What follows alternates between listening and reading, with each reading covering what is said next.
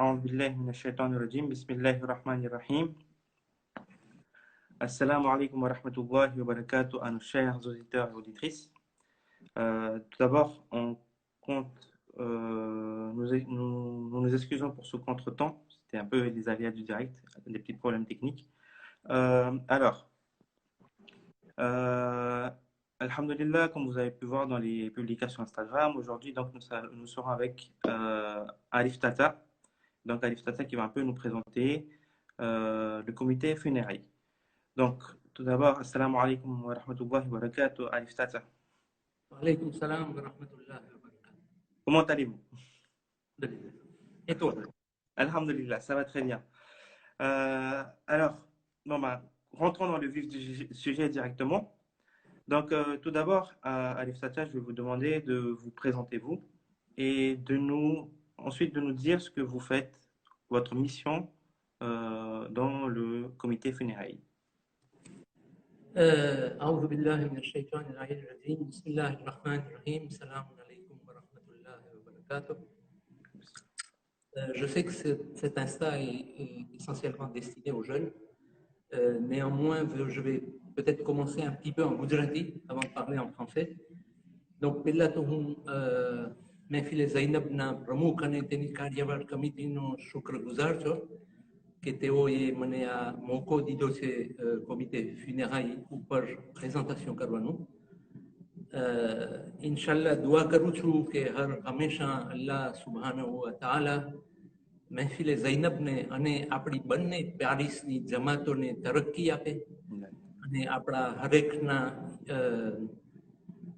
ઇલમમાં ઇજાફો કરે અને આપણા તકવામાં વધારો કરે અને આપણા હરેકમાં હુબ્બે અહલુલ બૈતમાં વધારો કરે.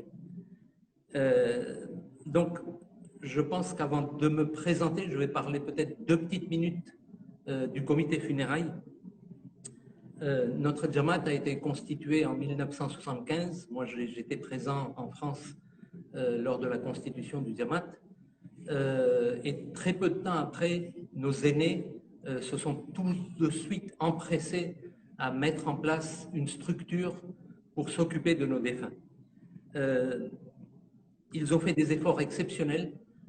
Au départ, donc, nos défunts étaient enterrés dans différents cimetières, mais rapidement, tout s'est centralisé sur le cimetière de Thiers grâce à l'effort de nos aînés. Et entre autres, j'ai retenu quelques noms, mais il y en avait peut-être d'autres que j'oublie. Il y avait Moïse Baye, il y avait Anil Hassan Ali, Nizar Katra, Babou Nassor, Mamou Baye Wali, Sultan Qassam Ali, Anou Jafar, Salima Mersi et bien d'autres encore. Cela a été à l'origine donc de la création un petit peu de ce comité funéraire. Donc moi j'ai intégré le comité funéraire par tout à fait le bas de l'échelle. Donc pendant de très nombreuses années, je faisais partie du Ghusl Committee. Donc je donnais, à chaque fois qu'il y avait un décès, donc j'essayais de participer et de donner le Ghusl. Ensuite, Salim Amarsi, qui était président du comité funéraire, il a fait un premier mandat avec comme responsable du comité funéraire Alek Kassam Chanaï. Et quand Alek est parti et a déménagé de France, Salim a eu la gentillesse de me proposer ce poste que j'ai accepté. Donc j'ai commencé par être responsable du comité funéraire donc pendant 3 ans, il me semble. Et ensuite, donc Salim a voulu arrêter quitter son poste. Et c'est à ce moment-là que je me suis présenté et j'ai à ce jour donc terminé 2 mandats au sein du comité funéraire en tant que président du comité funéraire. Un mandat est de 3 ans, donc ça fait 6 ans. Et comme vous le savez tous, la dernière élection a eu lieu récemment. Donc on est reparti pour un mandat de 3 ans. Inch'Allah. Donc, Inch'Allah, 9 années à votre compte, c'est ça? Inch'Allah. Si Allah le veut bien. Très bien. Dis. Et avec l'aide de vous tous. Inch'Allah, Inch'Allah, Zerour. Alors, Arif, tonton, après Atani, après live match, Jaman après Samret, c'est tout ça qui peut le savoir. La toute première question que je vais, enfin, pas la première, mais on va dire la deuxième question que je vais vous poser, c'est Euh, Qu'est-ce qu'il faut faire lorsqu'un décès survient dans la famille? Alors, avant ça, je vais vous dire autre chose, encore malheureusement, et je pense que ça ne peut qu'enrichir le débat, c'est que s'occuper des défunts est une obligation légale dans notre religion. Ça s'appelle le wajib e kifai, c'est-à-dire que chacun de nous est obligé de s'occuper d'un défunt quand il entend qu'il y a un décès. Maintenant, pourquoi wajib e kifai? C'est-à-dire que quand il y en a quelques-uns qui s'en occupent, ça lève l'obligation sur le reste de la population. Du coup, c'est une obligation que Allah subhanahu wa ta'ala a mis en place et ça veut clairement dire que chacun d'entre nous a l'obligation de savoir ce qu'il faut faire en cas de décès et comment il faut le faire. D'où l'importance à ce que, et moi je voudrais vraiment mettre l'accent dessus, l'importance à ce que nos jeunes participent le plus tôt possible au comité funéraire et apprennent vraiment dans la pratique les rites à faire pour accomplir cette obligation. C'est non seulement un devoir donc légal de notre religion, mais c'est un devoir moral. Parce que આપણે બધા એક છે બરાબર છે ને આપણે બધા એકબીજાના સગા છે ભાઈઓ જેમ રહીએ છે બેનું જેમ અને કોઈના ઘરમાં મયત થઈ જાય ce sont les moments les plus difficiles. Donc on a réellement un devoir moral envers ces gens, envers cette famille qui est dans la douleur, de les soutenir, de les aider du mieux qu'on peut. Et c'est le rôle du comité funéraire. Donc, qu'est-ce qu'il faut faire en cas de décès? C'était votre question. J'y réponds. Donc, en cas de décès, on a imprimé il y a 3 ou 4 ans des petites cartes qui sont disponibles au sein de nos 2 Jamaat, où on a détaillé tout ce qu'il faut faire quand un décès survient et les numéros de téléphone qu'il faut contacter. Donc, voilà, la priorité, c'est de contacter un membre du comité funéraire et celui-ci va vous donner toutes les directives. Mais que faut-il faire? Donc, ici, aujourd'hui, ce n'est pas une réunion, disons, de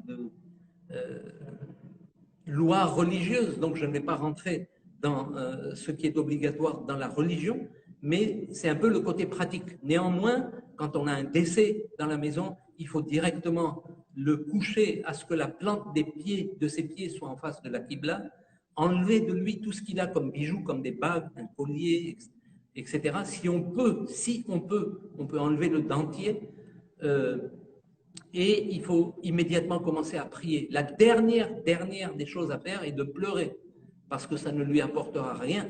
Ce sont des moments difficiles pour le défunt lui-même, des moments vraiment où il passe d'un monde à l'autre et ce ne sont que les prières qui peuvent l'aider à ce moment-là.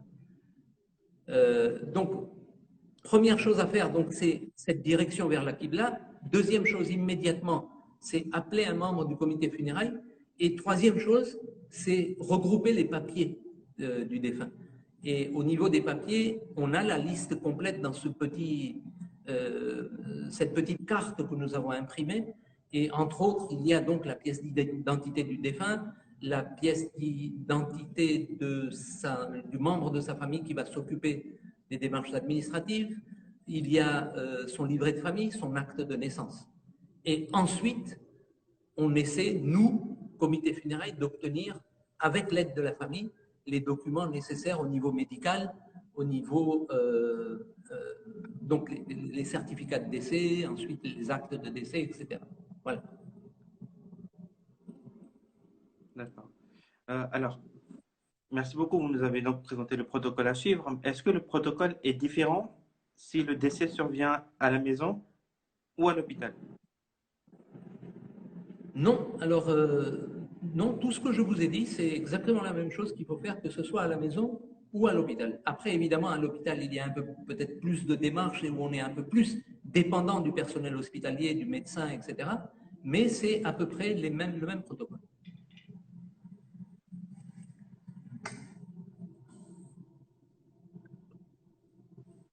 Oui, ça répond à votre question? Très bien. Donc, maintenant, pouvez-nous expliquer comment fonctionne le transfert de... Oui. Oui, Oui, très bien. Ça répond à la question. Très bien. Maintenant, est-ce que vous pouvez nous dire le protocole à suivre ou est-ce que c'est juste uniquement le comité funéraire qui s'occupe du transfert du corps de l'hôpital ou de la maison vers les centres? Ou bien est-ce que c'est la famille qui doit faire les démarches auprès des différents organismes pour pouvoir le faire? Non, justement, le comité funéraire est là et il se substitue totalement à la famille et c'est notre rôle. Nous sommes là pour nous occuper de tout. Et aussi bien des démarches administratives que de toute autre démarche de rapprochement avec la famille, de rapprochement avec l'Ujamat, avec les annonces à faire au niveau du mailing, au niveau des répondeurs. L'objectif est vraiment de soulager les familles. Ce sont des moments excessivement difficiles pour la famille. Et je pense que chacun de nous a dû vivre ces moments-là. Et très honnêtement, quand un membre du comité funéraire, quel qu'il soit, le premier arrivé à la maison du défunt, de la famille du défunt, on sent tout de suite un relâchement de la part de la famille, ils se sentent soulagés. Et c'est vraiment le cœur, le centre de notre devoir, de notre rôle. Le soutien moral, en fait, des membres de notre Jamaat est l'objectif prioritaire. Donc, dans le cadre de ce soutien moral, il y a effectivement toute la logistique qui tourne autour. Vous savez que le transfert de corps et toutes les actions qui sont liées au décès en France sont très réglementées. Nous n'avons le droit de rien faire. Tout cela est pris en charge par les pompes funèbres. Nous n'avons pas le droit de transférer le corps, ne serait-ce que d'une maison à une autre, même si c'est deux portes voisines. C'est vraiment le travail des pompes funèbres. Donc, le comité funéraire fait en sorte de tout faire dans la légalité, dans les règles des lois de notre pays. D'accord, très bien. Maintenant, une fois que le corps il est arrivé sur place, c'est-à-dire dans le centre, qu'est-ce qui se passe? Alors, les deux Jamaat que nous avons, Mehfil Zainab et Mohammadi Imam Barga, sont une bénédiction d'Allah subhanahu wa ta'ala. Imaginez un peu qu'est-ce qu'on serait sans ces deux Imam Barga et sans le travail et sans la bonne volonté des comités des deux Jamaat.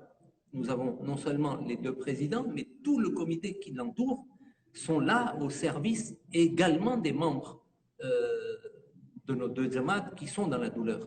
Donc la mosquée, notre imam Barga, est vraiment une bénédiction. C'est là qu'on se retrouve, c'est là que les familles se recueillent, c'est là que les familles présentent les condoléances, c'est là qu'on soulage nos peines et qu'on fait nos prières.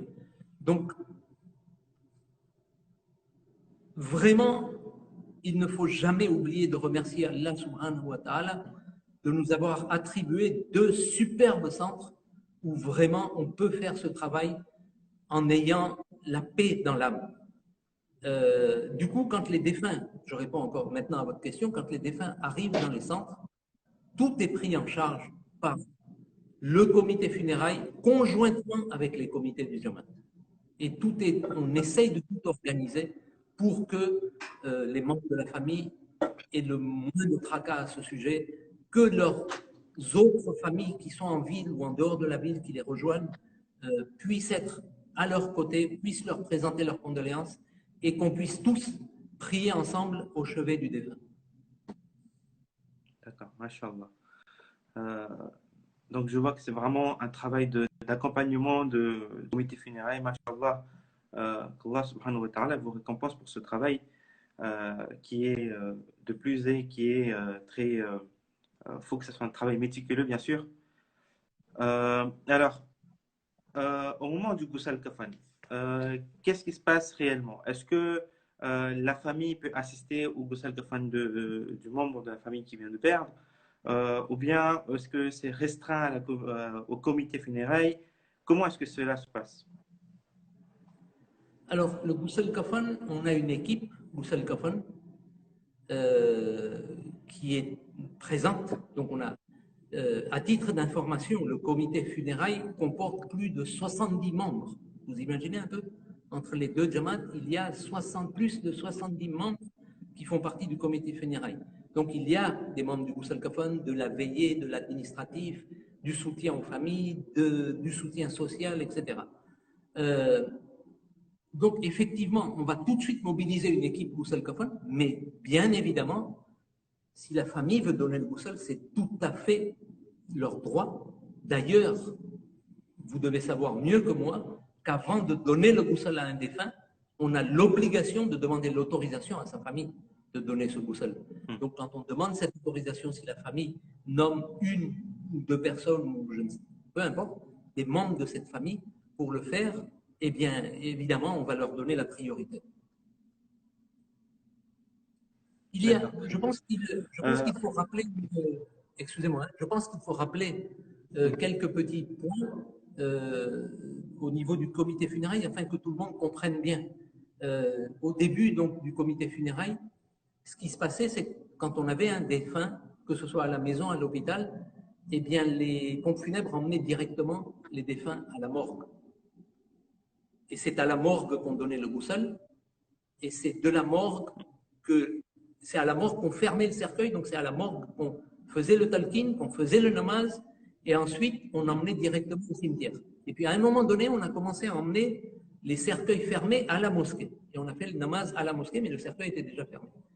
Alhamdulillah, alhamdulillah, vraiment, grâce aux doigts de chacun de nos membres, je pense, grâce aux doigts des membres des deux Jamaat, et à l'aide de notre imam du temps, j'en suis convaincu.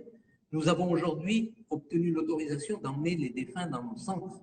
Et c'est une avancée exceptionnelle, extraordinaire. Et personne n'est à l'origine de ça.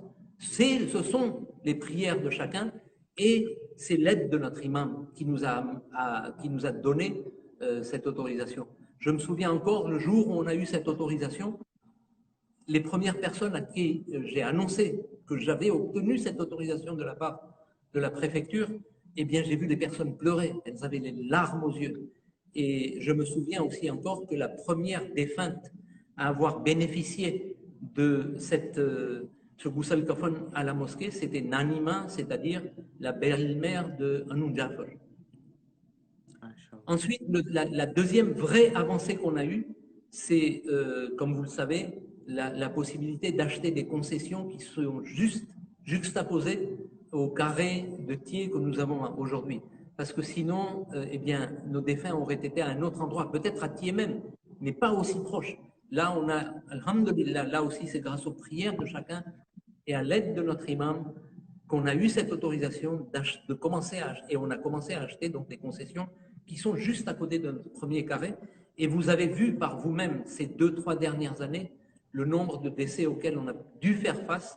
Si on n'avait pas eu cette autorisation, eh bien, il est fort probable que le premier carré serait arrivé au stade de remplissage très rapidement et on aurait été embêté.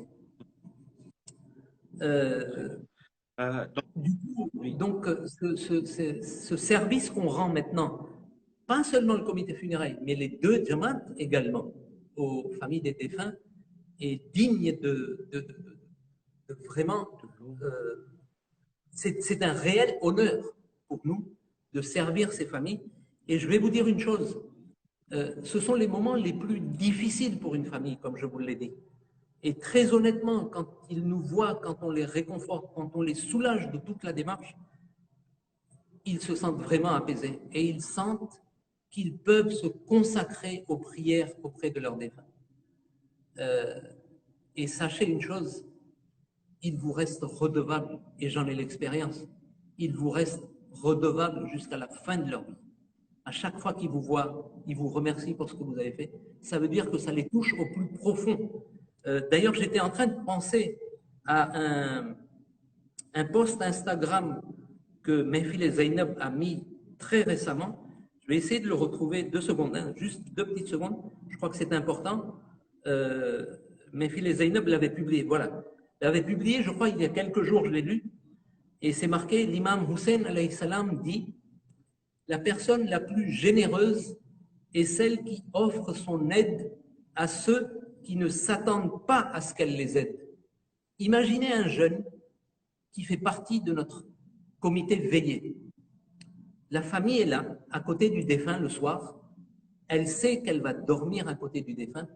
Et ce jeune arrive, s'approche de la famille et leur dit « ne vous inquiétez pas, je passe la nuit avec vous. Ne vous inquiétez pas, je serai à vos côtés. Si vous avez besoin de quoi que ce soit, demandez-moi. J'ai du thé, j'ai du café, il y a à manger à l'extérieur. Je suis là pour votre service. Qu'est-ce que ça peut faire l'aide de ces gens? Est-ce que ça ne correspond pas exactement à ce post Instagram de MZ que Imam Hussein a dit que la personne la plus généreuse est celle qui va aider quelqu'un qui ne s'attend pas à son aide.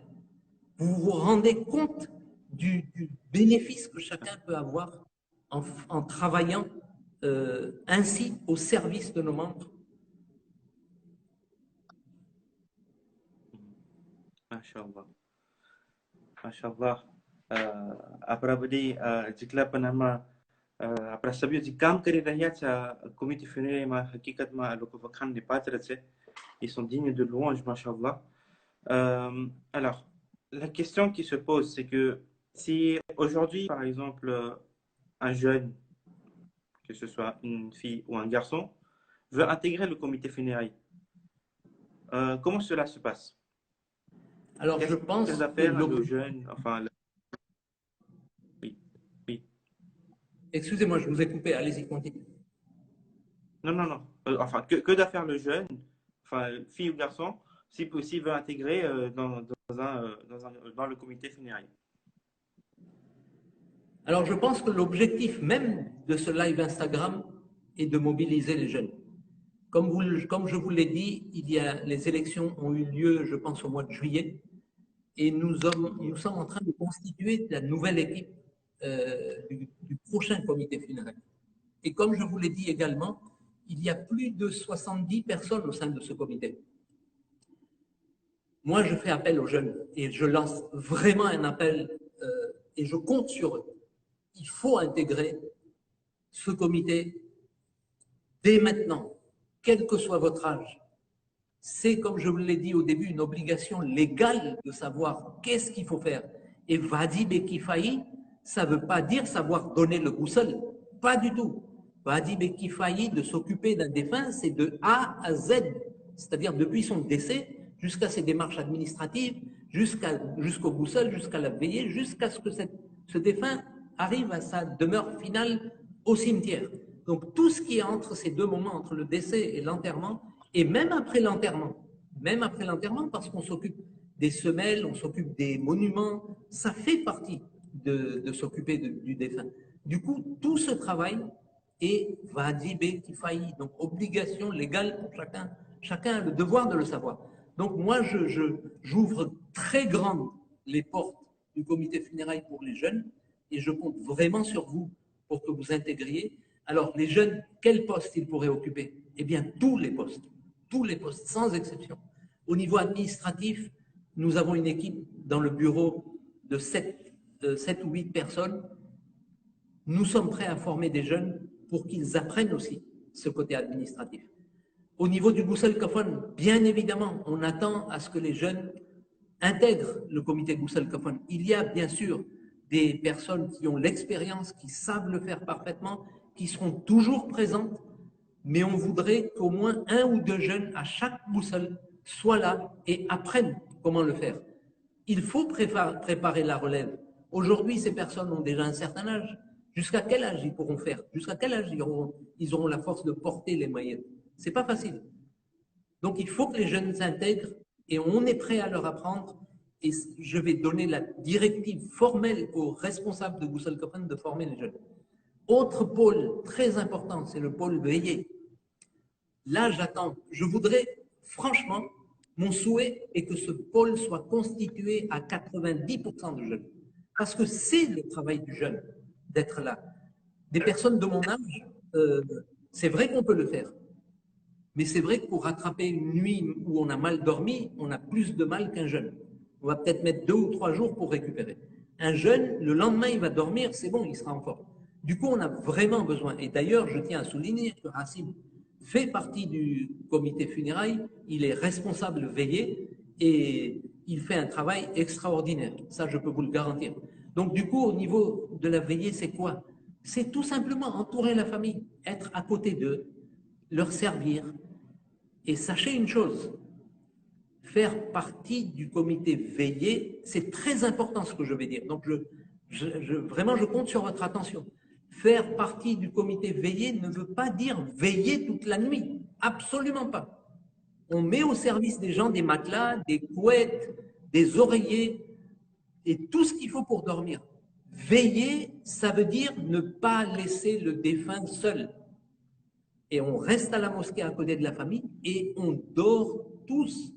Après, à tour de rôle, il y en a un qui peut prier. Ce n'est pas une obligation. Mais c'est mieux, évidemment. Donc, il y a une personne qui reste prier. Le reste des gens dorment.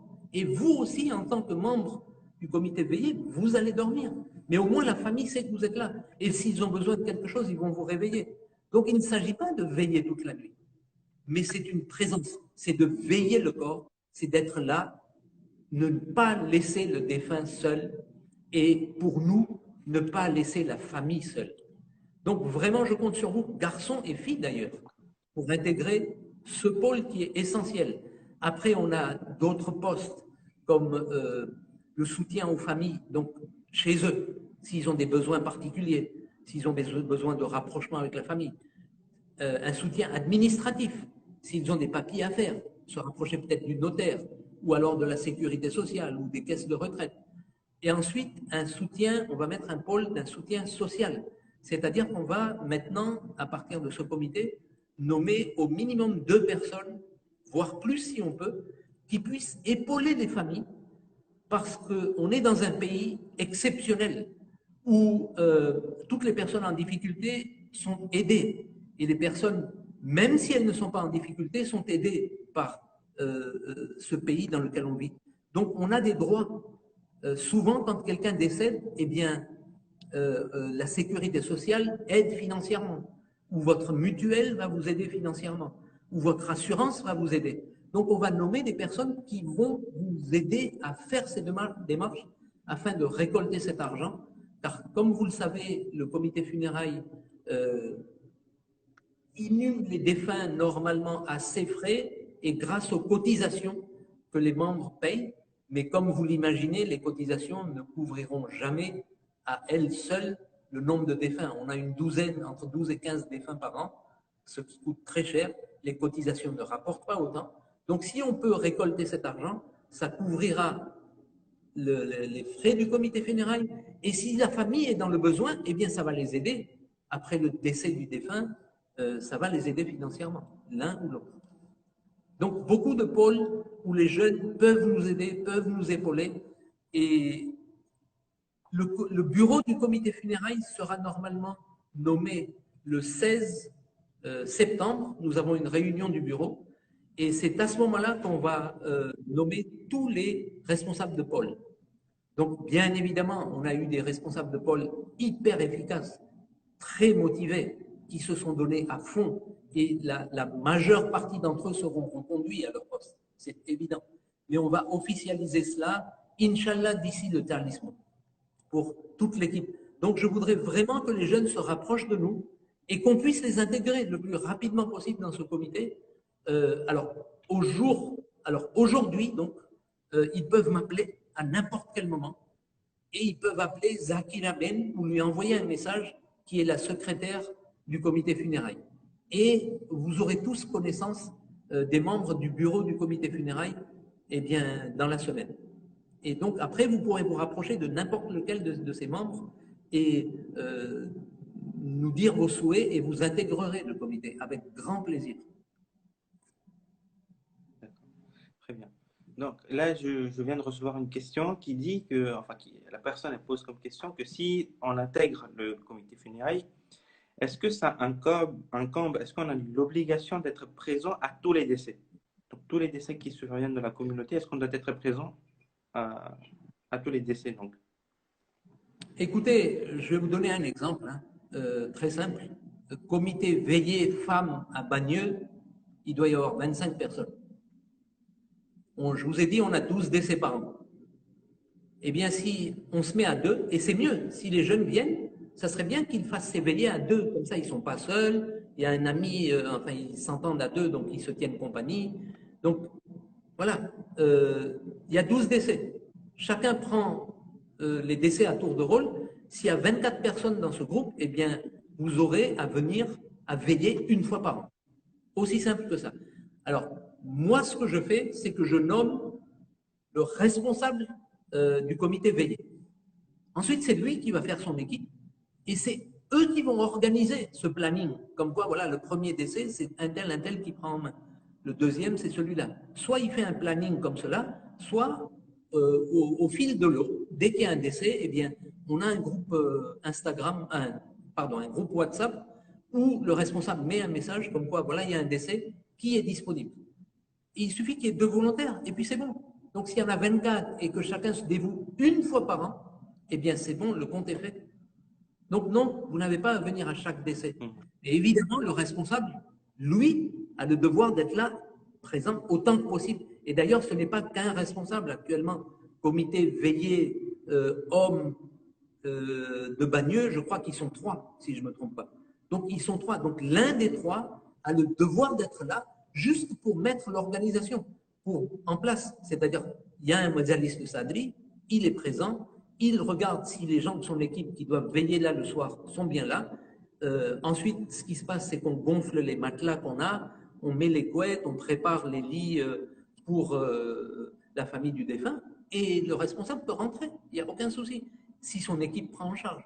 Mais il faut qu'il soit sûr que son équipe a pris en charge, qu'il y a quelqu'un. Parce que le Jamaat nous offre la possibilité d'héberger donc cette famille des défunts dans nos centres, et la responsabilité du comité funéraire est de veiller à ce que le centre reste en bonne forme, c'est-à-dire qu'il n'y ait pas de problème au niveau du centre. Ça sera la personne vraiment référente pour tout ce qui se passe dans le centre ce soir-là. D'accord. Parfois, lorsque nous donnons le ghusl kafan, il arrive parfois que c'est fait en pleine semaine. Donc c'est un décès en pleine semaine. Donc en fait, on le fait en pleine semaine et que le ghusl kafan est donné, par exemple, dans la journée même. Maintenant, ce qui pose comme problème pour les jeunes, c'est que soit ils sont au travail à ce moment-là, soit ils sont dans leurs études, ils sont à l'université, ils sont à l'école. Donc, quelle solution vous proposez-vous pour que finalement les jeunes puissent assister au ghusl kafan et puissent aider le comité funéraire? C'est une excellente question. Et il y a un des membres de notre bureau même qui m'en a parlé il n'y a pas longtemps euh, euh, et qui m'a dit les jeunes, c'est un souci parce qu'en général, on fait les ghusls à 15 heures, à midi, à 14 heures. Donc, c'est exactement la même question qui revient. Et je voudrais remercier d'ailleurs ce membre du bureau qui a eu l'esprit éveillé pour me soumettre cela. Et effectivement, on va décider ensemble avec le bureau, on va prendre la décision, si tout le monde est d'accord, d'essayer, tant que c'est possible, pas systématiquement, mais quand c'est possible, de décaler les ghusls à partir de 17 heures. Alors, si on a la possibilité de donner le ghusl le matin à 9 heures, par exemple, parce que le décès a eu lieu la veille au soir, on ne va pas décaler de 9 heures à 17 heures. Mais on a des fois des décès dans la journée, on a des ghusls qu'on peut donner parce que le maillot met du temps à rentrer de l'hôpital. Donc, du coup, il arrive à 13 heures, 14 heures. Et là, on va essayer de décaler à 15 heures.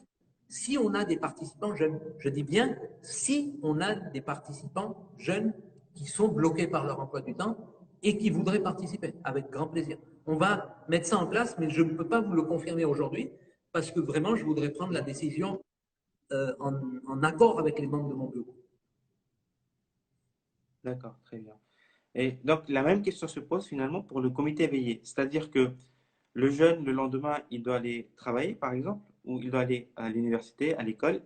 Euh, alors, pour eux, quelle sera la solution finalement si ils font que des demi-nuits, par exemple, demi-nuits, c'est-à-dire la moitié d'une nuit, que proposez-vous pour eux, pour que finalement, eux, ils puissent remplir leurs tâches comme un membre du comité funéraire, et en même temps qu'ils puissent aussi répondre aux obligations dans la journée? Écoutez, il y a 2 solutions. Non, il y a 2 réponses. Ma première réponse, ça va être, écoutez, si vous vous arrangez, eh bien, il y en a un qui reste, disons, de 22 heures, c'est l'heure à laquelle se termine Majalis, jusqu'à 3 heures du matin, et l'autre prend le relais à 3 heures. Mais C'est comme si vous aviez fait une soirée FIFA un dimanche soir, tout simplement. Vous dormirez un peu moins. Et sachez qu'à la mosquée, vous allez dormir. Je l'ai bien précisé. Vous n'allez pas veiller toute la nuit. Donc un jeune, s'il a 3-4 heures de sommeil, je ne pense pas que ça lui fasse beaucoup de mal. Hein. Le lendemain, il va être concentré et le lendemain soir, il va se coucher tôt et c'est fini, tout est réglé. Donc honnêtement, ce n'est pas un gros sacrifice. Moi, ça m'arrive de jouer aux boules jusqu'à 3 heures du matin et le lendemain, je travaille à 8 heures, donc je me lève à 7 heures, mais je travaille. Donc pourquoi ça, je peux faire et pas l'autre? Surtout les jeunes. Donc je pense que ce n'est pas un handicap. Parce que, encore une fois, à la mosquée, vous n'allez pas veiller, vous allez dormir. D'accord, très bien. Maintenant, il y a une autre question qui est survenue, c'est que lorsque le décès survient à l'étranger, est-ce que la comité funéraire fait son action? Est-ce que c'est le ressort du comité funéraire ou pas du tout? Alors, on a déjà eu des décès à l'étranger qui ont été rapatriés ici. Si je ne me trompe pas, le dernier, c'est Nissa Al-Hirdi, qui l'année dernière est décédé à Dubaï. Donc, immédiatement, évidemment, nous sommes en relation. Non, excusez-moi, le dernier décès à l'étranger qui a été inhumé ici, c'est Riaz Bardaï. Riaz Bardaï qui était décédé à La Réunion et qui a été inhumé à Paris. Donc, nous, immédiatement, évidemment, la famille se met en relation avec nous. Et toutes les démarches administratives, les démarches de transport, de transitaire, de douane et des démarches de transfert de l'aéroport jusqu'à notre centre et tout ce qui concerne les pompes funèbres, évidemment, on est là pour les aider. Ceci étant, c'est du ressort donc, du comité funéraire, mais ce n'est pas le comité funéraire qui pourra prendre les frais en charge. Parce que là, il s'agit de frais importants et nous n'avons malheureusement pas les moyens de prendre cela en charge. Ceci étant, toute la logistique, tout ce qui est administratif, tout ce qui est religieux, oui, on va le prendre en charge. D'accord. Maintenant, il y a une autre question. Quand vous avez parlé que vous allez appeler Goussal Kofandi et quand on fait le Goussal Kofan, là, vous allez discuter avec le bureau, c'est de décaler jusqu'à 17 heures. Okay? Si possible, si c'est possible, si le temps nous le permet, etc. Mais que dit la religion en tant que telle sur le délai du Ghusl Kafan? Est-ce qu'il faut le donner directement après le décès ou il n'y a pas de problème à attendre justement? Alors, la religion, encore une fois, hein, je reviens, cette réunion, ce live aujourd'hui ne doit pas être religieux parce que je ne suis pas un homme de religion. Donc, ma réponse reste hypothétique selon ce que je connais, mais je préfère que ce soit un de nos deux cheikhs qui donne la réponse. Mais jusqu'à ce que je sache, il me semble que nous avons le devoir, je dis bien le devoir, je ne dis pas l'obligation, de donner le ghusl le plus rapidement possible, après le décès. Voilà. Et si nous allons prendre la décision de décaler, c'est pour ça que je vous ai dit que si le ghusl kafan peut être fait tôt le matin à 9 h ou à 10 h, on ne va pas le décaler à 17 h. Mais si c'est 14 h, Inch'Allah, Allah va me pardonner si je le décale de 2-3 heures. Dans l'objectif d'apprendre à un jeune, de donner le ghusl. C'est pour ça que je vous dis que ça, ce décalage ne se fera que s'il y a un des jeunes volontaires et deux, si ces jeunes ont un réel problème d'emploi du temps. Sinon, on ne le fera pas. D'accord. Donc, finalement, ce sera décalé dans l'objectif de préparer la relève, finalement. On est d'accord? Absolument. D'accord. Très bien. Maintenant, est-ce que vous pouvez nous parler un peu plus de l'enterrement? Est-ce que dans l'enterrement, le comité funéraire, à part les tâches administratives, est-ce que le comité funéraire fait autre chose, à part faire les papiers, entre guillemets, si je puis dire? C'est essentiellement les papiers. Donc, au niveau des papiers, qu'est-ce qu'il y a? Il y a donc, dès le décès, il y a la démarche pour avoir un certificat de décès auprès du médecin. Ensuite, il faut avoir un acte de décès auprès de la mairie. Ensuite, il faut avoir des autorisations de fermeture des cercueils auprès de la mairie où est le cercueil. Ensuite, il faut avoir les autorisations du cimetière pour creuser la tombe. et pour inhumer à un certain endroit une concession qu'on aura achetée. Donc il y a l'achat de la concession qui entre en jeu aussi. Ensuite, il y a tout le relationnel avec les pompes funèbres pour organiser toute la logistique et le transport d'un point à un autre. Et ensuite, comme vous le voyez lors des enterrements, il y a la présence des pompes funèbres lors de l'enterrement parce que c'est eux qui descendent le corps dans la tombe à cause de restrictions de sécurité. Alors, au cimetière, le comité funérailles est présent et au cimetière, le comité funérailles, pas forcément moi, mais n'importe quel représentant du comité funérailles dirige un peu tout ce qui se passe. Donc effectivement, donc il y a le Jamaat qui est présent, on procède à l'enterrement et l'enterrement se fait. Une fois que c'est fait, malheureusement, donc en ce moment, on est en période de Covid, c'est un petit peu particulier, mais juste après l'enterrement, il y a une présentation des condoléances à la famille. Et à l'époque, donc il y avait aussi un siako derrière, c'est-à-dire que la famille revenait à la mosquée pour dîner ensemble. Après, donc, comme vous me parlez du cimetière, il y a donc cette inhumation. Une fois que l'inhumation est faite, ensuite nous avons des personnes vraiment qui ont un rôle très spécifique, c'est de s'occuper de la tombe du défunt. Donc, comme vous le voyez, il y a, quand on creuse la tombe, c'est dans le sable et il n'y a que du sable qui recouvre. Et au bout de quelques mois, vous allez voir une semelle en béton qui sera mise autour de la tombe. Une fois que cette semelle en béton sera mise, peu de temps après, en coordination avec la famille, il y a un monument qui va être mis avec une stèle. Et puis il y a des gravures qui sont marquées pour identifier le défunt. Tout cela, effectivement, est organisé par le comité funérailles conjointement avec la famille. Donc, c'est la famille qui fait la demande. Ensuite, nous, on demande aux prestataires des devis. On reçoit les devis. On fait valider les devis à la famille. Les familles leur donnent leur bon pour accord. Et on donne la directive de commencer les travaux.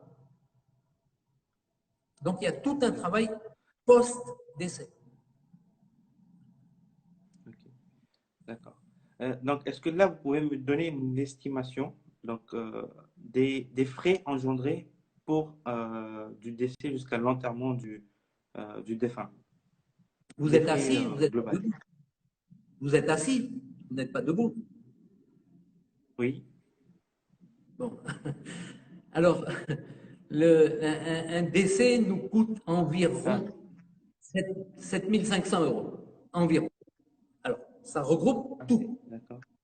Il y a l'achat de la concession, donc l'emplacement, qui vaut 3 800 € aujourd'hui et qui augmente d'année en année. Vous vous souvenez, quand on a fait la collecte de fonds pour acheter les concessions dans le nouveau carré, à cette époque-là, la concession valait 3 200 €. Ça date de 4-5 ans. Aujourd'hui, c'est 3 800 €. Ensuite, il y a l'inhumation en elle-même. Je vous prends une inhumation normale d'un défunt qui est décédé en région parisienne, on amène au centre et de là au cimetière. C'est un peu plus de 3 000 €. Donc, on est pas loin des 7 000 €. Et ensuite, après, il y a les frais pour la stèle et puis le granit qui est autour de la tombe. Et là, le coût tourne autour de 1 200 €. Donc, je vous laisse faire le total. Voilà, on n'est pas loin des 8 000 €. Donc, on enlève le prix de la concession. Qu'est-ce qui reste? C'est le prix de l'inhumation. Donc, tout le transport, les démarches administratives, le creusement de la tombe, etc. Et tout ça, ça coûte autour de 3 200 € à peu près. Entre 2 800 et 3 200. Parce que c'est fonction de la distance où demeure le défunt. Il y a des frais qui sont variables. Donc, 2008 à 3 200 €. Ça, comme vous le savez, il y a maintenant 3 ou 4 ans, on a mis en place une cotisation que d'ailleurs nous avons augmentée à partir de cette année parce qu'on a eu un boom des décès. On était à entre 6 et 8 décès par an lorsque nous avons mis cette cotisation en place il y a 4 ans.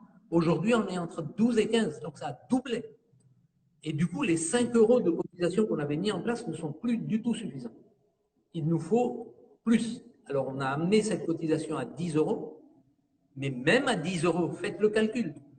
10 €, avec 10 €, on collecte environ, deux Jamaat confondus, 25 000 €. 25 000 € divisé par 3 000 €, ça fait 8 décès. On peut financer 8 décès. On a combien de décès? 12, voire 15. Donc, systématiquement, il y a un déficit. Alors, alhamdulillah, les comptes du comité funérailles, encore une fois, sont équilibrés. Pourquoi? Pour quelle raison? Eh bien, la raison, elle est toute simple. C'est qu'il y a énormément de bonne volonté dans notre Jamaat et des gens qui, bien qu'ils cotisent tous les mois, normalement, c'est le comité funérailles qui devrait payer l'inhumation de leurs défunts. Eh bien non, ils viennent, ils nous demandent que les factures, donc ils payent. Et c'est grâce à cela qu'on arrive à équilibrer. Et c'est pour cela que tout à l'heure, je vous ai dit que nous allons mettre en place au minimum 2 personnes, voire peut-être 4 personnes qui seront là pour un soutien social aux familles, pour un soutien au niveau des démarches de collecte de ce qu'ils peuvent recevoir.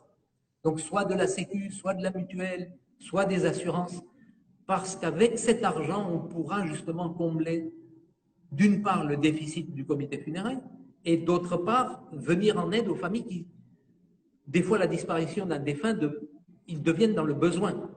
Donc, si c'est le cas, eh bien, le comité funéraire ne prendra pas cet argent et le laissera aux familles, évidemment. D'accord, très bien. Machallah. Et là, j'ai une question qui vient d'arriver, c'est que avez-vous prévu des séances de formation de Ghusl Kafan là, dans vos 3 prochaines années? Est-ce qu'il y aura régulièrement des formations de Ghusl Kafan? Alors, c'est une excellente question, encore une fois.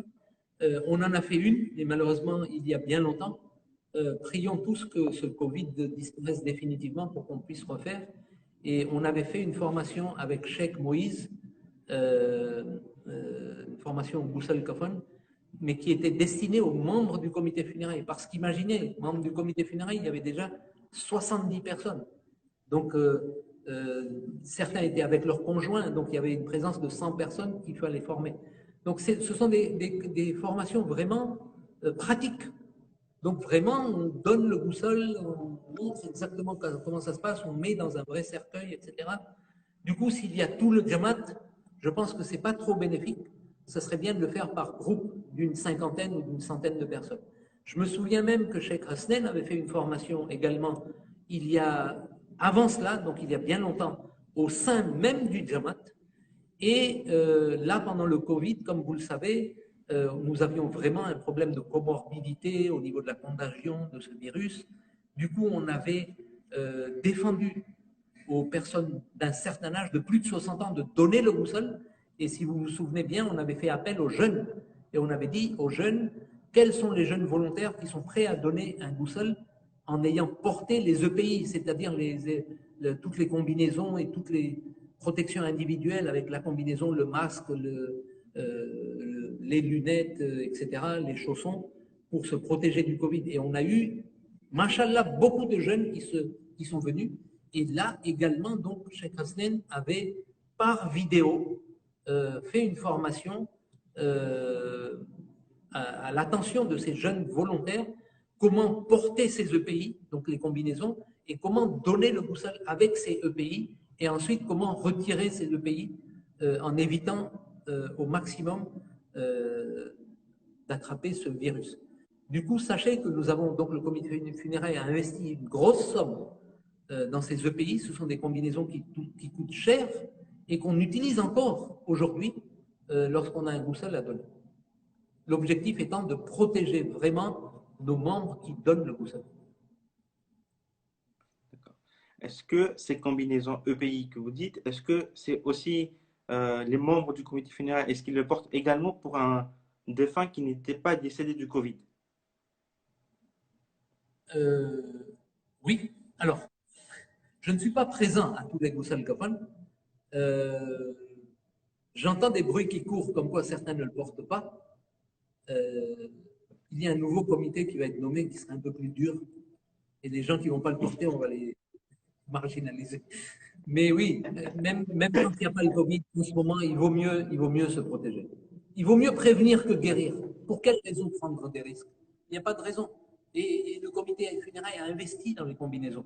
On a acheté, ce sont des combinaisons qu'on m'a dit qui protégeraient même des guerres chimiques. Donc on n'a pas acheté n'importe quoi. Et je suis honnête quand je dis ça. Donc c'est des choses qui protègent bien. Donc on n'a pas le droit de faire prendre des risques à des personnes. Donc il faut mettre les gants, les combinaisons, les chaussons et tout le reste. Encore quelques temps. Inch'Allah, bientôt ça va partir. Inch'Allah. Inch'Allah. Là, Yamin, faisons doigt que ce virus parte très vite, Inch'Allah.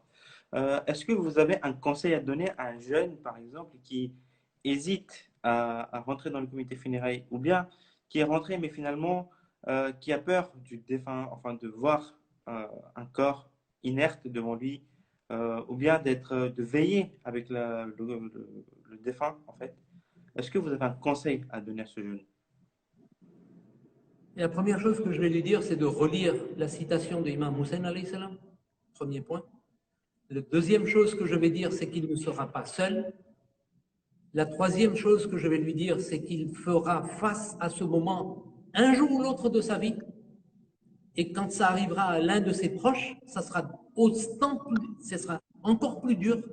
Du coup, s'il a participé à des veillées, à des goussols du comité funéraire, eh bien, il sera formé. Eh bien, il saura faire face à cela. Et comme je vous l'ai dit tout à l'heure, au tout début, c'est que quand un décès survient dans la famille, la dernière des choses est de pleurer. Ça ne sert à rien. Il faut prier. Il faut faire tout pour que ce défunt passe ces moments dans la plus grande facilité et qu'il passe d'un monde à l'autre sans que Shaitan ne l'embête. Du coup, ce jeune, s'il aura eu cette formation, s'il aura eu ce premier contact avec son défunt, eh bien le jour où ça va lui tomber dessus, où l'un de ses proches quittera ce monde, il aura déjà cette formation et cette force pour faire les choses comme il faut et à conseiller sa famille. Vous voyez autre chose de plus rentable que cela? Mhm. D'accord. Euh, alors, j'ai une autre question, c'est que peut-on prépayer sa concession? C'est-à-dire que là, j'ai par exemple 25 ans, bon, mathématiquement parlant, mais on ne sait jamais, mathématiquement parlant, je vais décéder, par exemple, je ne sais pas, dans 25 ans, on n'en sait rien du tout. Mais bon, imaginons, est-ce que je peux payer dès maintenant ma concession pour ne pas embêter la famille plus tard, après mon décès? Donc, pour ne pas que ma famille se sente redevable vis-à-vis du comité funéraire pour qu'il paye ma concession. Est-ce que c'est possible? Alors, pas la concession, mais l'inhumation, n'est-ce pas? Parce que les concessions, c'est le fond. Donc, c'est l'inhumation, c'est de l'inhumation qu'on parle. Donc, les frais d'inhumation, est-ce que vous pouvez les payer dès à présent? Hassib, je te souhaite longue vie. Je pense que tu n'as pas 25, mais 50 ans encore devant toi. J'aimerais bien voir le visage de Salim Dandi en ce moment, qui doit regarder le live et qui doit se dire, punaise, il faudra que je garde la comptabilité de 50 ans. Donc, je pense que le mieux à faire, et des personnes m'ont déjà posé cette question, donc la meilleure chose à faire, je pense, c'est de prendre cet argent, de le mettre sur un compte bloqué, sur une assurance vie, sur un plan d'épargne quelconque, et de laisser un écrit à la famille, et de leur dire que voilà, s'il m'arrive quelque chose, eh bien, utilisez cet argent pour mon inhumation. Je crois que c'est la meilleure chose à faire. Au moins, c'est clair, c'est défini, et en plus, ça va vous rapporter des intérêts.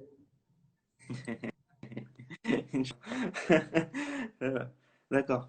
Et une autre question qui se pose, c'est que dans le comité veillé, lorsqu'un jeune veille auprès du défunt, est-ce qu'il est obligé de prier? C'est-à-dire, est-ce qu'il est obligé de lire les doigts? Est-ce qu'il est obligé de lire le Coran? Ou il peut juste euh, être assis et ne rien faire du tout? Bien sûr, absolument, il est là pour soutenir la famille. Évidemment, s'il peut prier auprès du défunt, c'est bien, c'est mieux peut faire un Sourate Fatiha, il peut faire un Yassine. Il n'est pas là pour...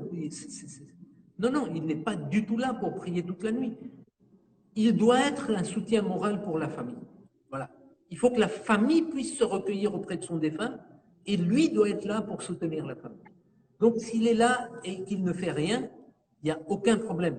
Mais qu'il soit au moins au service de la famille.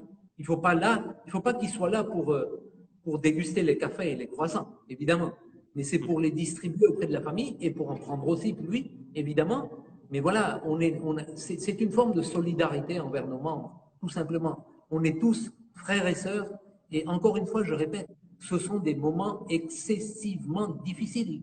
Et je vous le dis en connaissance de cause, parce que j'ai vécu à Paris les décès de mon père et de ma mère. Et je sais comment c'est difficile. Et franchement, c'est à ce moment-là qu'on voit, quand quelqu'un est à nos côtés, quelqu'un qui n'a rien à voir avec nous, ni de la famille. Des fois, c'est quelqu'un que je ne connais même pas, avec qui j'ai jamais discuté. Et pour le décès de mon père, moi, je suis là, je suis en train de pleurer. Et il est là. Il ne me connaît ni d'Adam, ni d'Ève. Il est en train de me réconforter. Mais vous vous rendez compte un petit peu? Cette personne, je ne l'oublierai jamais de ma vie. Jamais. Et ce jeune, voilà, en venant, voilà ce qu'il va recevoir en retour. Pour cette personne qui était là quand mon père, quand ma mère sont décédés et qui me réconfortait, mes prières pour ce jeune, eh bien, elles sortaient du cœur. Elles ne sortaient pas de la langue. Et ça, Allah, il l'accepte tout de suite. Inch'Allah. Inch'Allah.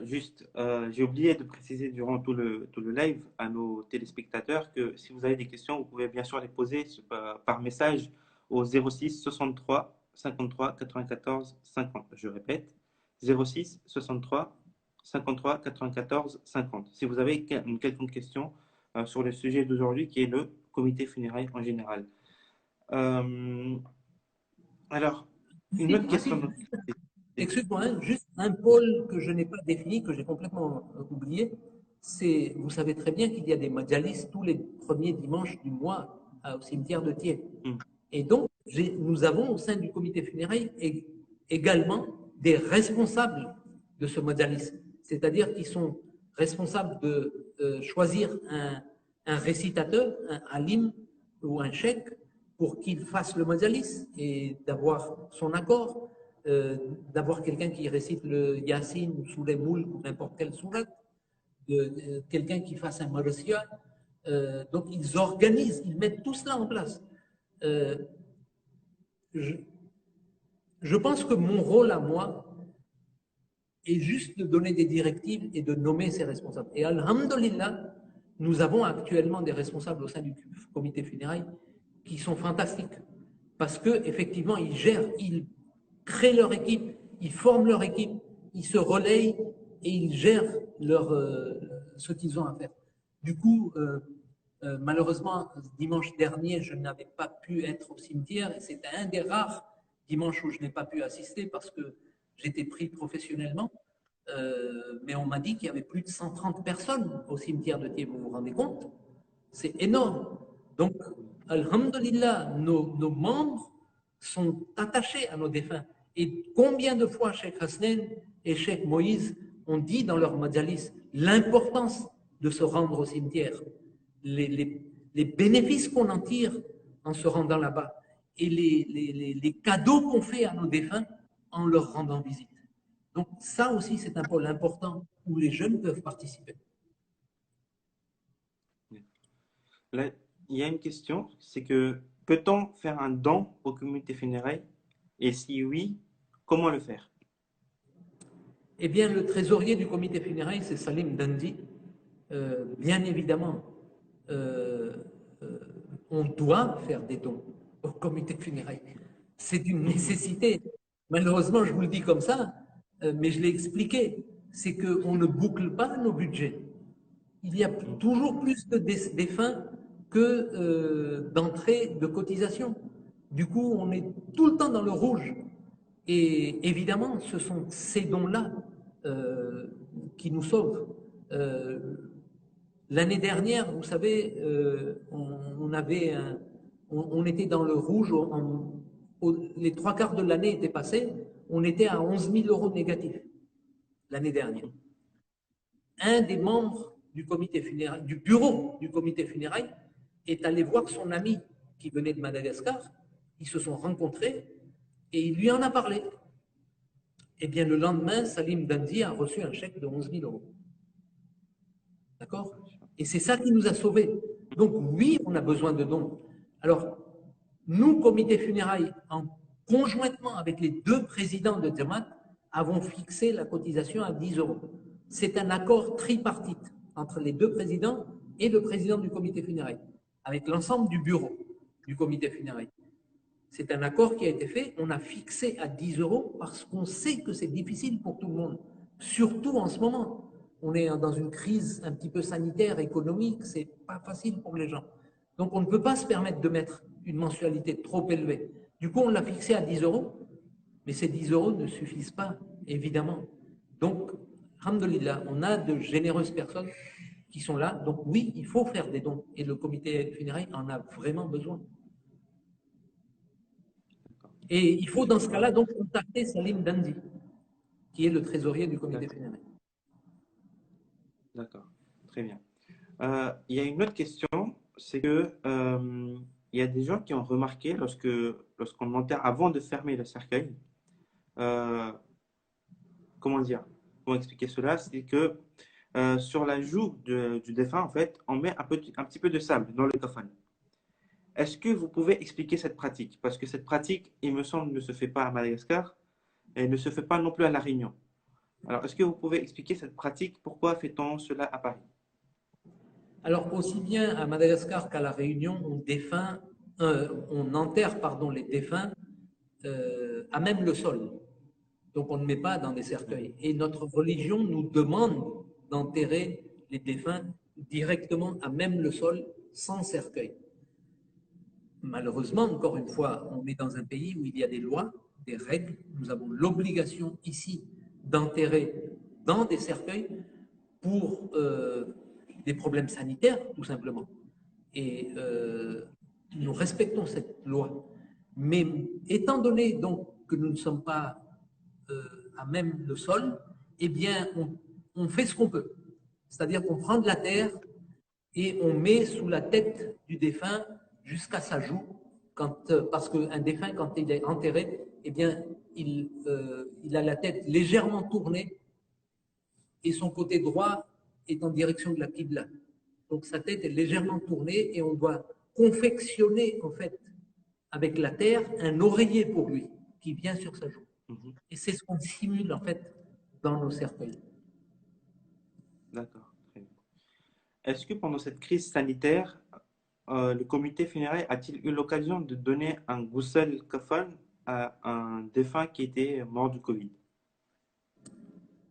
Non, interdit par la loi. Donc malheureusement, on a eu de très rares cas, mais on a eu des cas de Covid, de décès Covid, et malheureusement, ces personnes ont été directement mises dans le cercueil. Alors, on a eu un cas où on a pu faire un taïmon, on a eu deux ou trois cas où on a pu quand même mettre le coffin, parce que quand une personne décède du Covid, eh bien, on le met tout de suite, l'hôpital le met dans un double plastique qu'il est interdit d'ouvrir après. Du coup, on a pu mettre quand même le coffin sur le plastique. Malheureusement, ce sont les moments les plus durs pour nous. Voilà, en tant que responsable du comité funérailles, en tant que membre du bureau et membre du Boussole, voilà, ce sont les moments les plus durs quand on ne peut pas faire notre travail religieux. Mais on est contraint par la loi et on respecte la loi et on se doit de respecter la loi. Du coup, on fait ce qu'on peut. On fait du mieux qu'on peut ce qu'on peut. Voilà. D'accord, très bien. Là, du coup, ma banque de questions, je l'ai épuisée. Vous avez répondu à toutes les questions. Merci beaucoup, Alif Tata, pour votre temps que vous nous avez accordé pour nous éclairer sur des sujets que nous ne connaissions pas vraiment et qui nous intéressaient aussi. Je vous remercie Juste une dernière énormément pour chose, hein, votre temps. si tu me le Oui, permets. voilà. Si, bien sûr. Vous savez, dans notre religion, l'obligation d'entourer la famille du défunt va très loin. Très, très loin. C'est une vraie obligation pour chacun d'entre nous d'être près de la famille. Et il est de notre devoir de dire à la famille du défunt et de faire en sorte que chez eux, eh bien, le four et les feux ne s'allument pas pendant 3 jours. C'est-à-dire qu'on doit leur donner à manger pendant 3 jours. Ça, c'est ce que nos imams nous ont enseigné. C'est comme cela qu'il faut se comporter quand on a des défunts dans notre communauté.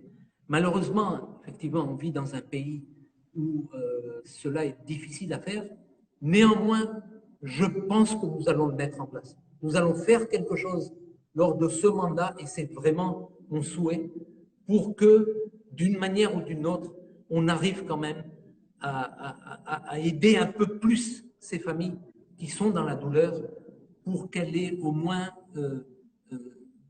un soutien pendant les premiers jours de la disparition de leur famille. À l'époque, on faisait le siako, vous vous souvenez bien, dès qu'on partait du cimetière, on venait à la mosquée. Mais malheureusement, le Covid et tous ces problèmes sanitaires sont passés par là. Et même cela, on n'est plus capable de le faire. Il n'est plus possible de le faire. Inch'Allah, prions que ce virus disparaisse vraiment et qu'on puisse remettre tout cela en place, Inch'Allah.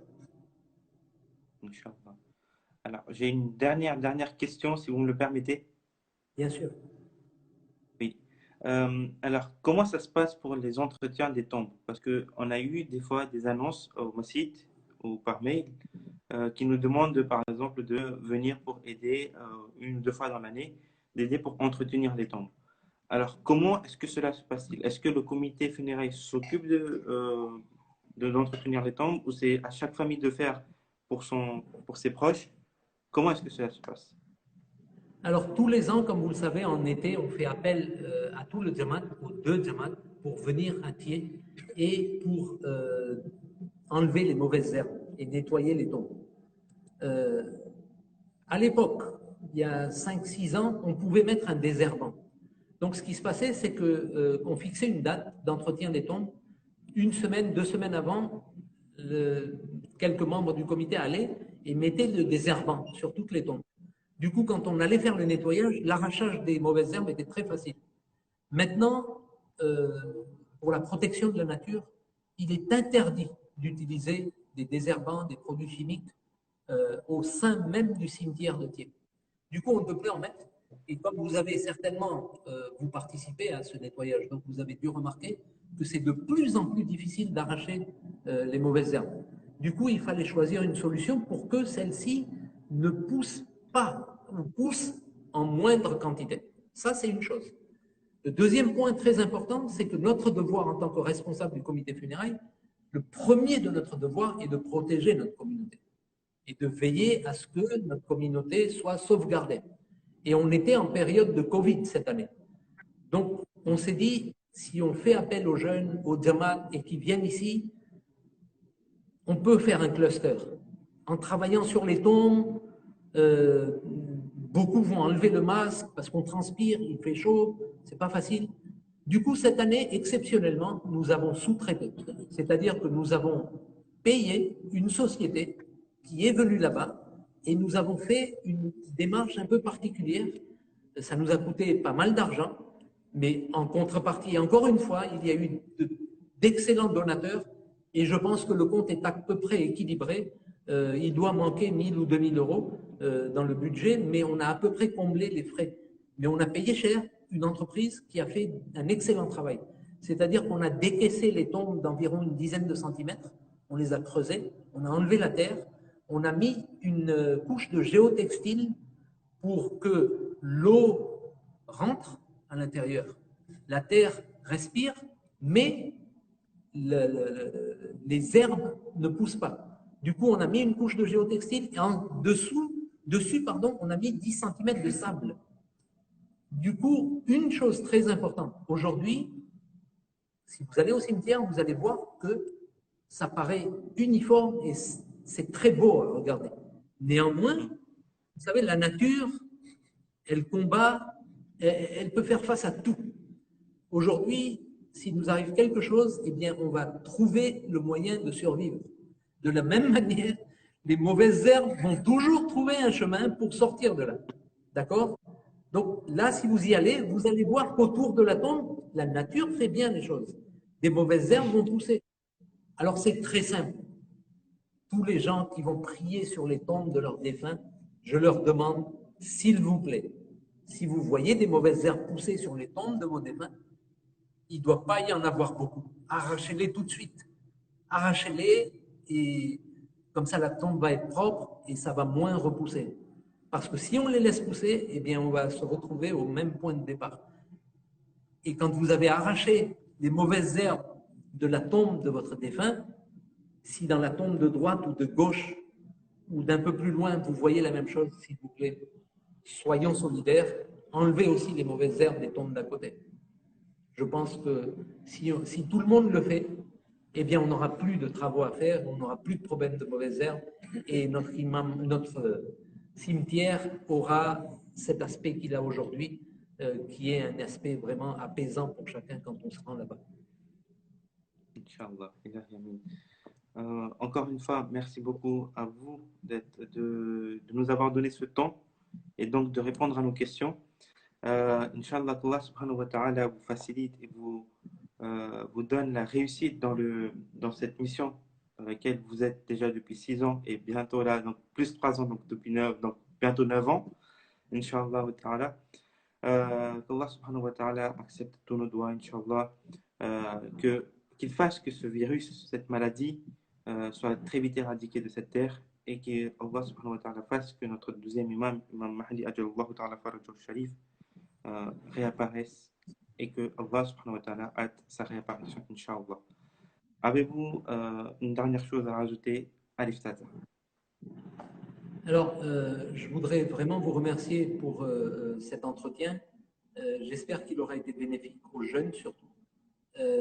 Effectivement, ce travail est un travail noble et il ne se fait que grâce à ces 70 personnes qui sont dans ce comité. Ce n'est pas mon œuvre, c'est l'œuvre de 70 personnes et c'est l'œuvre de 2 Jamaat et de 2 comités de Jamaat également. Parce que tout le monde travaille main dans la main, conjointement, pour avoir ce résultat. Maintenant, moi, ce que j'attends, c'est que les jeunes se mobilisent et qu'ils participent au comité funérailles. Donc, j'espère que mon téléphone ne va pas arrêter de sonner et que les jeunes vont m'appeler et qui voudront faire partie de ce comité et que le téléphone de Zakira via le SMS, c'est quelqu'un de très occupé, qui travaille, qui a une vie professionnelle lourde. Donc, je vous suggère quand même plus de lui envoyer soit un mail, soit un SMS et je vous certifie qu'elle vous répondra. Mais moi, vous pouvez faire ce que vous voulez. Vous pouvez m'appeler à 3 heures du matin, je vous répondrai. Inch'Allah. Inch'Allah. Inch'Allah. Merci en tout cas, merci donc, beaucoup. à la fin, pour clôturer. Merci beaucoup à Menfil et Zainab pour avoir organisé cela. Et Inch'Allah, qu'Allah nous donne la force de continuer à œuvrer au service de nos membres. Inch'Allah. Donc, pour clôturer cette discussion qu'on a eue, je demanderai à tout un chacun de ceux qui nous regardent en ce moment de faire un Surah Fatiha pour tous nos marhoumin. Bismillahirrahmanirrahim. Alhamdulillahi rabbil alamin. Arrahmanirrahim. Maliki yawmiddin. Iyyaka na'budu wa iyyaka nasta'in. Ihdina as-siratal mustaqim. Siratal ladzina an'amta 'alayhim ghayril maghdubi 'alayhim waladdallin. بسم الله الرحمن الرحيم إن الله وملائكته يصلون على النبي يا أيها الذين آمنوا صلوا عليه وسلموا تسليما اللهم صل على محمد. Donc, avant d'éteindre le live, je vais rappeler à Mozaël qu'il faut qu'il enregistre le live, juste pour qu'il ne l'oublie pas. Ça, c'était un message personnel pour Mozaël. Merci beaucoup. Wassalamu alaikum wa rahmatullahi wa barakatuh. Alaykum salam wa rahmatullah.